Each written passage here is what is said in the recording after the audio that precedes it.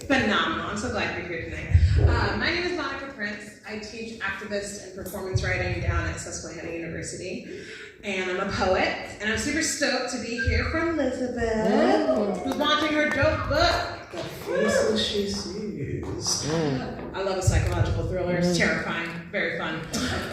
We're super excited to have her here today. But I wanted to talk really briefly about like the difficulty and the awesomeness of independent publishing. So as I actually work for a small press that does independent publishing, and I've self-published a book, and I've published with like small indie presses and all those good things. So I just want to give you like a little idea of what that's like. So Elizabeth, bless you, has written a bunch of stuff, right? And has chosen to, you self-published this one, sorry? Has chosen to go through the self-publishing route, which is a very like big deal for if you don't know. It sounds like, oh yeah, you just print the book and give it to friends.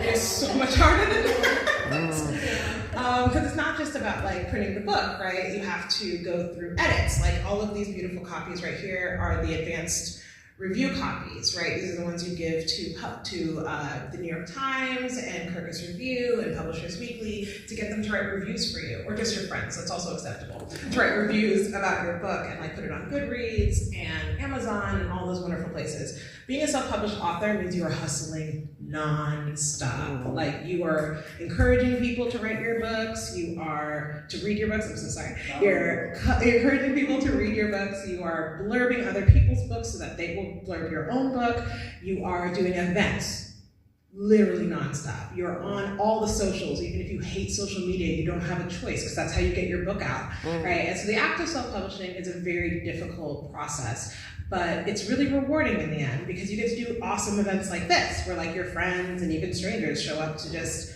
celebrate your book, and you get more readers, you get more contacts, and that's always beautiful and wonderful. It is a labor of love, as they like to say, and I'm very impressed and very proud of you because apparently you've done a bunch of these and 250 short stories. Look at that. That's nothing to sneeze at. And I just wanted to give lots of props to the process of indie publishing because whether you are the publisher yourself or you're working with an independent press, it is a lot of work. It is a lot of attention to detail, and it also kind of teaches you more about the publishing process, which is that there are stages, right? You write the book, it's okay. And then you go through edits of the book, and you're like, that's a little better. And then you go through more edits of the book, and you're like, this is awesome to the world.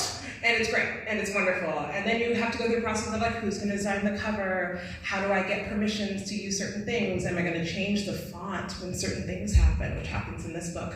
Am I going to self-promote it? How do I self-promote it? Who can I do readings with? Who can I go on tour with? All those questions. And I have a book coming out in January, and I feel like all of that's happening in my brain right now too. Of the same like, oh, where are we gonna go? What are we gonna do? Where are we gonna have the things? And so I really appreciate you all being here for Elizabeth to like showcase her brilliance and fabulousness and to reward her very hard work for doing this very difficult thing. So without further ado, Elizabeth, come and give us a reading.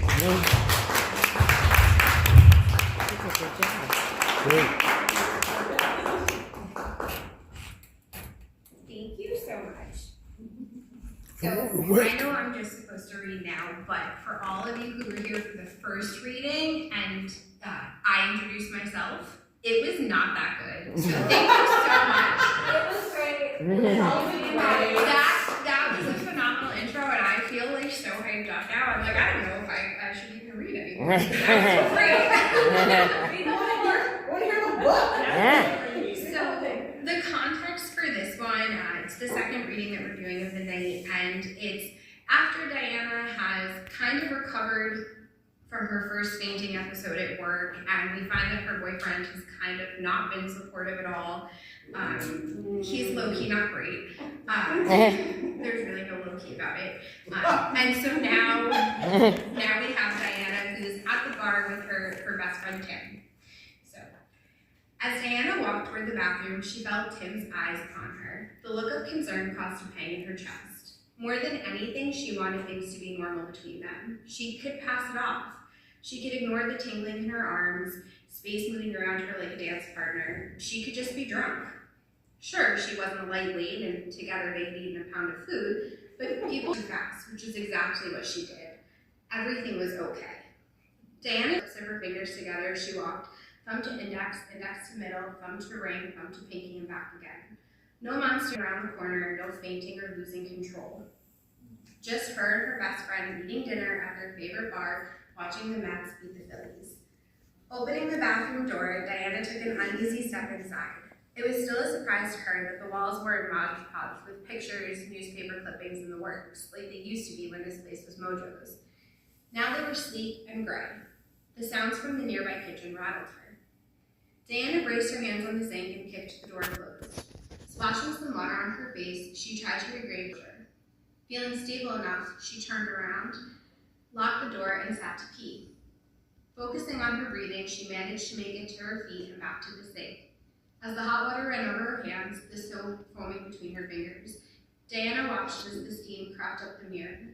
Shapes began forming. The soap washed away from Diana's hands, but she couldn't move. There were letters, a word. High, deep. Diana gasped and jumped back. Staring at the wet letters, she killed the water. The words began to drip and fade. The breath caught in her chest, released in short, heaving puffs. Swallowing hard, she turned back toward the door. Everything was okay. Her thumb compulsively began touching her fingertips in rapid succession. The floor is white, the cabinets are stained dark brown, the wall is gray. This bathroom is hideous. She made her observations, hoping to reset her brain. Diana willed herself to get a grip. When she reached for the door, it began to rattle violently. The muscles in Diana's chest pulled closer, forcing themselves inward.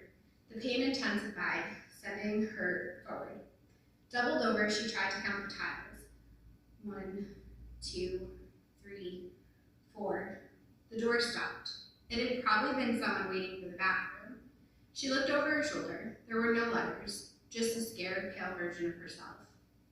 Diana grabbed for the lock, fumbling at first until she unlatched it. She tumbled out of the bathroom. With her eyes trained on Tim, she rushed to their table. Falling into Tim's shoulder, she gasped, "I think I need help." Woo!